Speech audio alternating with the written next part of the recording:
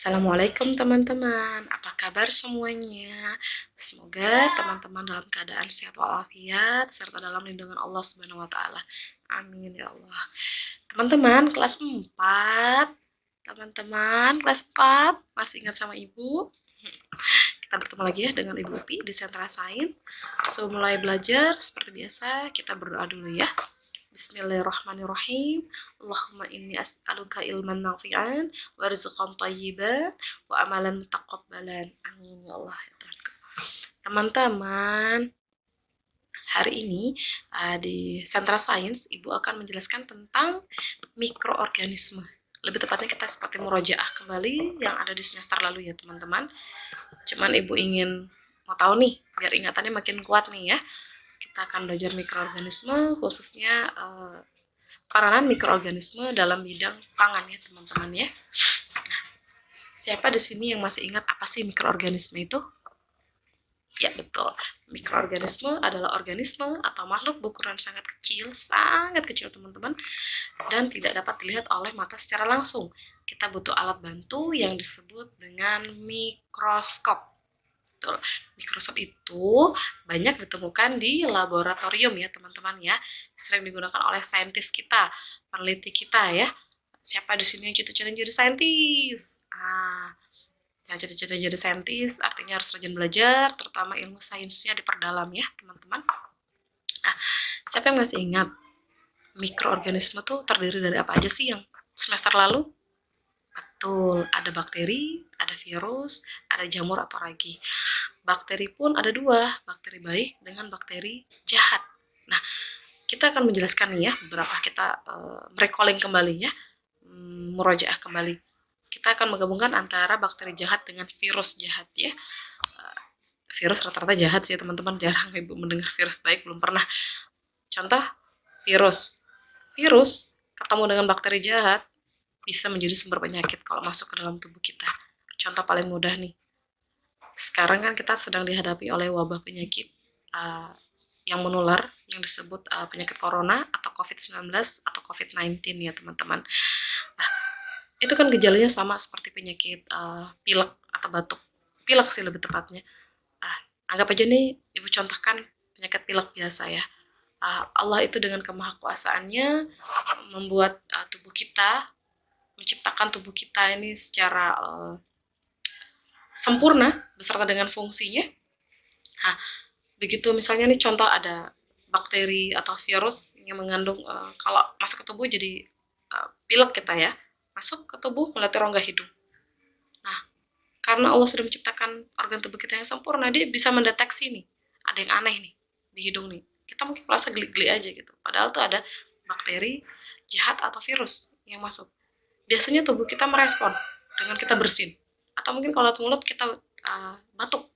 Nah, pada saat bersin itu, kalau kita bersin, pastikan kita menutup ya rongga hidung dengan mulut kita ya.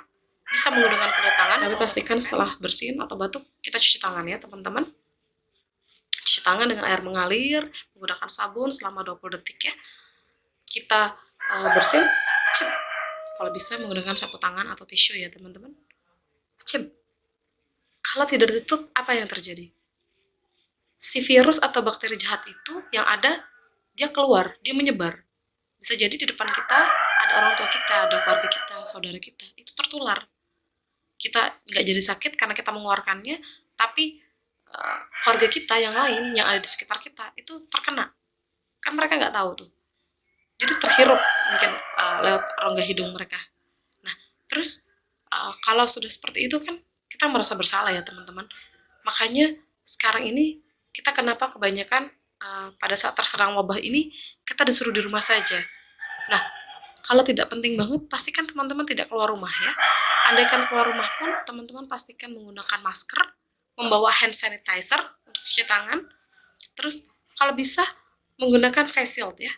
Untuk adik-adik kita yang di bawah 2 tahun, di umurnya itu di bawah 2 tahun, pastikan menggunakan face shield saja, tidak menggunakan masker, karena adik-adik kita yang di bawah 2 tahun itu kan belum bisa menggunakan membuka tutup masker sendiri ya teman-teman. Kita tidak tahu kalau mungkin dia susah bernafas atau bagaimana, gunakan face shield saja. Tapi kalau untuk kita 2 tahun, usianya 2 tahun ke atas, 2 tahun, 3 tahun, dan seterusnya. Pastikan menggunakan masker, kalau bisa dua-duanya, masker dan face shield ya. Jangan lupa bawa hand sanitizer. Nah, kita kembali ke tadi virus, bakteri, sama jamur. Tadi contoh kalau tubuh kita merespon ya, ada virus jahat atau bakteri jahat ya. Virus aja sih nggak perlu, virus rata-rata jahat soalnya teman-teman. Nah, pada saat bersin atau batuk pun paling aman selain menutup dengan kedua tangan kita, paling aman tuh pakai siku bagian dalam. Ini siku, ini bagian dalamnya. Ya, kita bersin atau batuk lebih aman karena kita jarang menyentuh bagian ini kecuali pada saat mandi atau wudhu, kan akan dibersihkan kembali ya. Pastikan juga setelah bersin mengucapkan hamdalah atau alhamdulillah, segala puji bagi Allah yang telah menciptakan organ tubuh kita yang sempurna ya. Nah, contoh lagi ke bakteri baik sama ke jamur dan ragi kita akan gabungkan penjelasannya.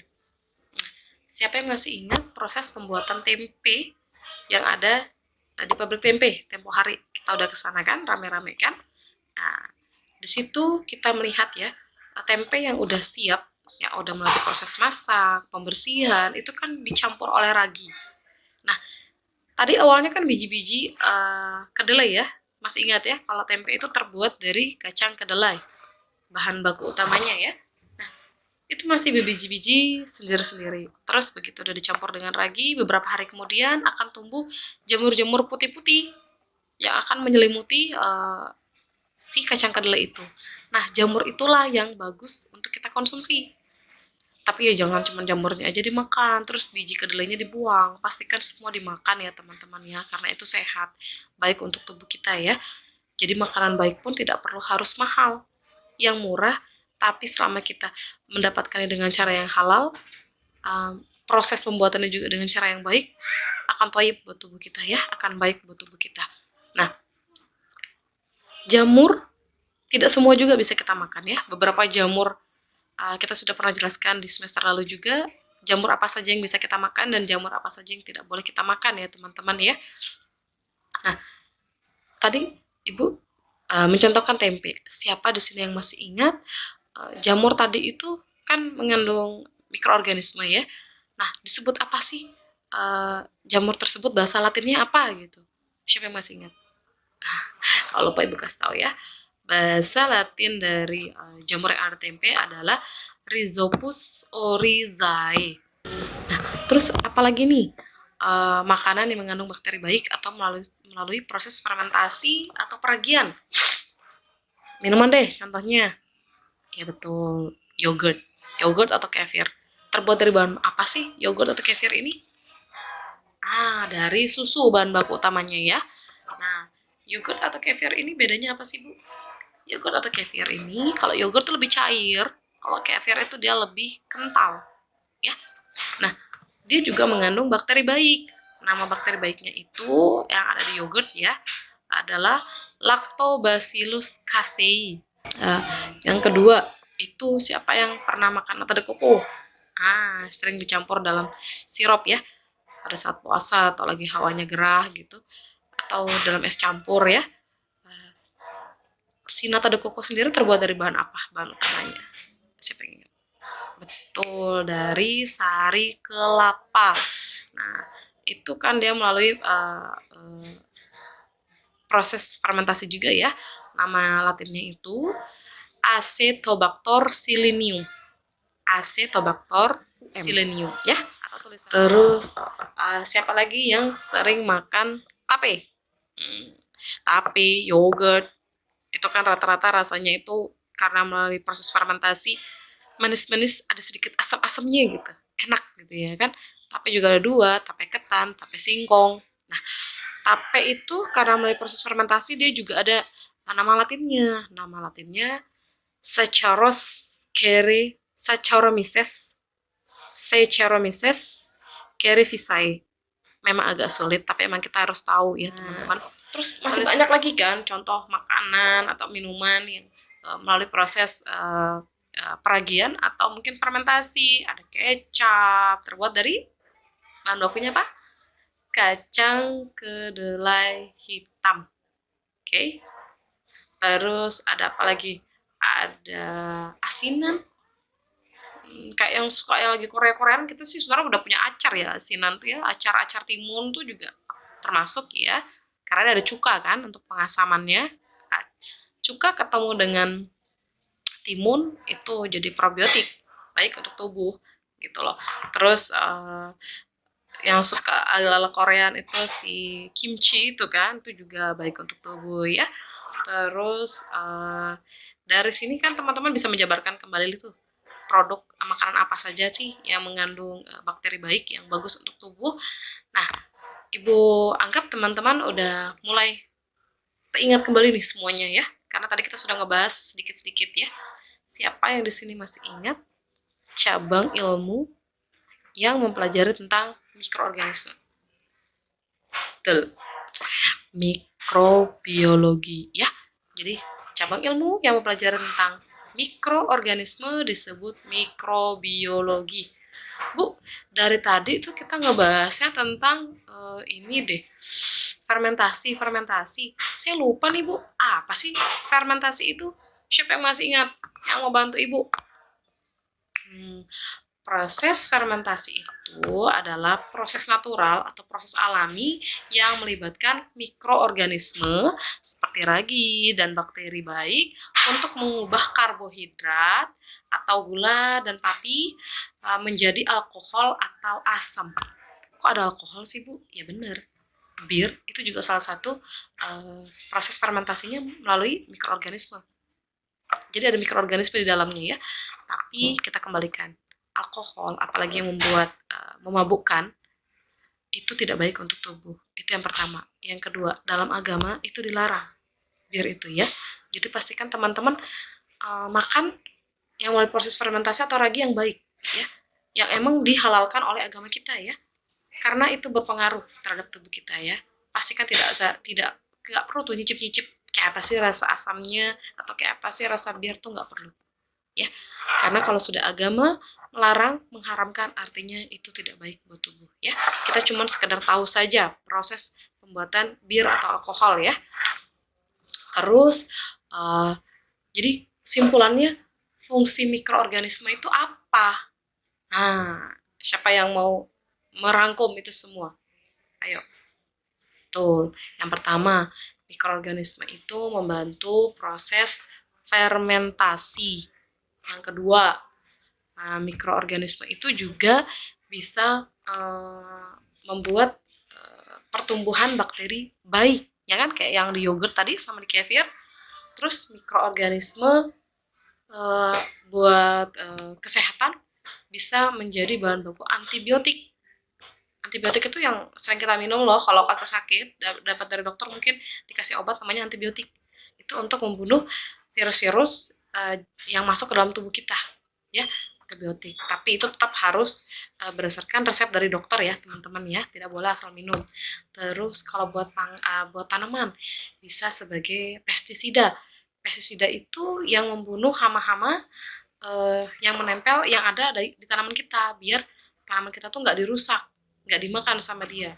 Nanti kita terus dari sini besar harapan Ibu teman-teman udah paham. Jika ada yang mau ditanyakan, bisa ditanyakan pada saat recalling ya. Nanti kita akan online lagi 15 menit setelah teman-teman mengerjakan hasil karyanya. Sekarang silahkan dikerjakan tugasnya. Ibu beri waktu 1 jam. Pastikan teman-teman fokus, mengerjakan secara mandiri, kerjakan sendiri ya, tidak dibantu oleh orang tua atau pendampingnya di rumah. Karena tidak ada di sini nilai bagus tidak, bagus atau jelek, benar atau salah, tidak. Ibu cuma mau tahu sampai di mana teman-teman pahamnya, sampai di mana usaha teman-teman. Tapi yang semangat mengerjakannya ya. Terus pastikan menggunakan alat dan bahan sesuai dengan kebutuhan, dengan fungsinya ya. Hati-hati jika menggunakan benda-benda tajam ya teman-teman. Pesan Ibu, tolong teman-teman jaga kesehatan, jaga kebersihan dengan sering-sering cuci tangan, mandi, terus jaga kesehatannya dengan berolahraga di rumah saja. Banyak kan olahraga yang bisa dilakukan di rumah bersama keluarga. Makan makanan yang bergizi, yang mengandung 4 sehat 5 sempurna. Pastikan teman-teman beribadah pada saat beribadah, pada saat sholat pastikan berdoa meminta sama Allah untuk wabah penyakit ini segera diangkat, wabah virus corona dan virus-virus berbahaya lainnya untuk diangkat sama Allah, dimusnahkan, dilenyapkan, supaya kita bisa berkumpul kembali, bisa beraktivitas secara normal, bisa ketemu lagi dengan teman-teman, ketemu dengan Bapak dan Ibu guru di sekolah ya. Nah, Ibu ucapkan Assalamualaikum warahmatullahi wabarakatuh. Ketemu minggu depan ya.